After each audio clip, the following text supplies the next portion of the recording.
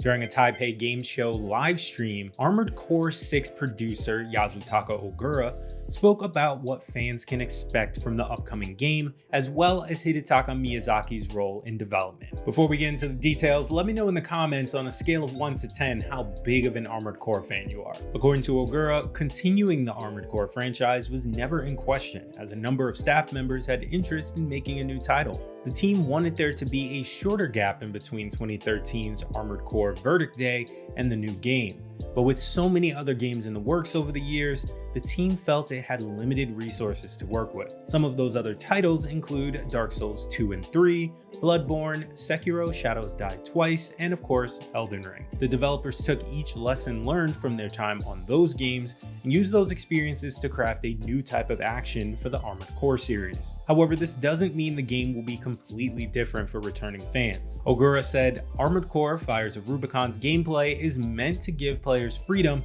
and aims to keep the free assembly and customization that fans love. That customization will be key to overcoming the game's difficulty, which is said to be slightly different from the difficulty of other From Software games due to the trial and error of trying different part combinations. The mech assembly is also said to be more intuitive this time around, as to be more friendly to newcomers of the series. The story is also newcomer friendly and does not tie to any of the previous games." As for Miyazaki's involvement, he acted as Fire of Rubicon's initial game director. Miyazaki, along with co-director and producer Kenneth Chen, worked with others to create the game's map design, actions, and many other core elements of the game's foundation. Armored Core 6 doesn't have a solid release date yet, but The Last of Us Part 1 on PC just got a new one. Naughty Dog announced today, February 3rd, that The Last of Us Part 1 will be releasing on March 28th, an almost 4-week delay from its original March 3rd release date. But similar to what I said earlier this week, a delay is much better than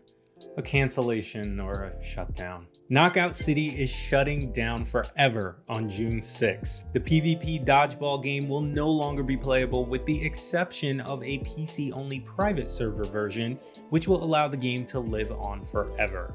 In a lengthy explanation as to why the decision was made, the team added that its final season, Season 9, will still unfold as normal beginning on February 28th. The 12-week season will feature 6 back-to-back events, each going on for 2 weeks. On that same day, February 28th, all real money transactions will be removed from the game. The final season's economy will be drastically altered as a parting gift to players, including a final premium brawl pass that will cost just 50 cents as opposed to the $10 versions of previous seasons. The final 2-week farewell event, called Thanks for the KOs, will begin on May 23rd and usher in the game's final days. I am totally guilty of falling off of Knockout City, but man, I love that game.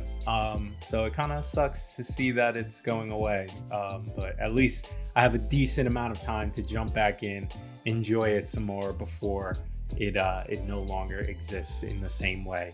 Let me know some of your favorite Knockout City memories. Drop them in the comments below, and we will see you again next week.